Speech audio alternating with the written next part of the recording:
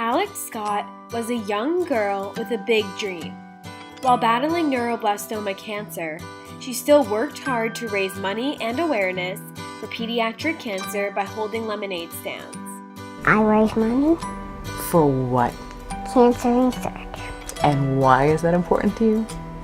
because it's helping people. Our mission is to change the lives of children with cancer.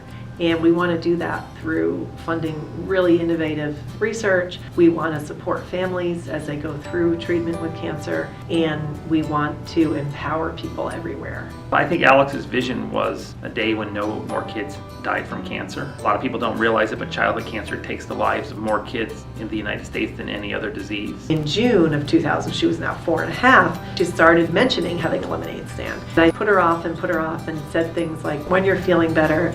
She turned to me one day and said, we still haven't had my lemonade stand. And I said, what do you want to buy so badly that you need to have this lemonade stand? She said, I'm not keeping the money, I'm giving it to my doctors so they can help kids the way they helped me. That I thought, how cute. She thinks she's going to cure cancer with a lemonade stand. And I told her, you're going to raise $5 or $10. And she said, I don't care, I'll do it anyways.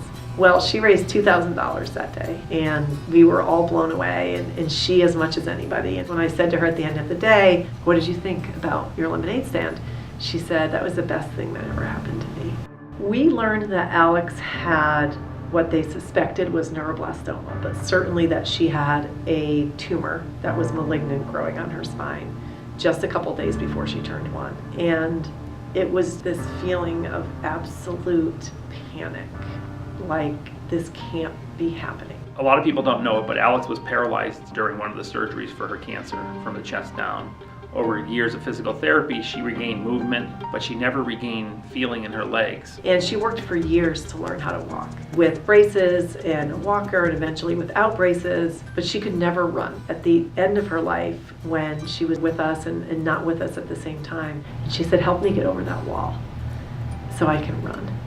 So I thought that was a pretty amazing visual for her, to think that where she was going to get over that wall, she would then be able to run. She had never been able to run. She turned to me one day and asked what we were doing with all the money that she was raising. And I said, we're giving it to your hospital. And she said, well, what are they doing with it? And I said, well, they're using it to research neuroblastoma, thinking this would be something she would be really excited about. And she started shaking her head. And I said, what's the matter? And she said, that is so selfish. And even then, I was going to say, I don't care. Because in my mind, there was a chance maybe we could find a cure for her. And before I could get the words out, she said, all kids want their tumors to go away. We should be giving money to all different hospitals for all kids with cancer. And I still remember exactly how I felt. I just got this lump in my throat, and my eyes filled with tears because she was right. And I felt like a really small person, to me, a 6-year-old, to tell me that there were a lot of kids like her with all different kinds of cancers who needed help. This wasn't about curing her. This was about something much bigger and about changing things for other kids. I've been wanting to raise money for them for a while. That was my idea. Right. When life gives you lemons, make lemonade.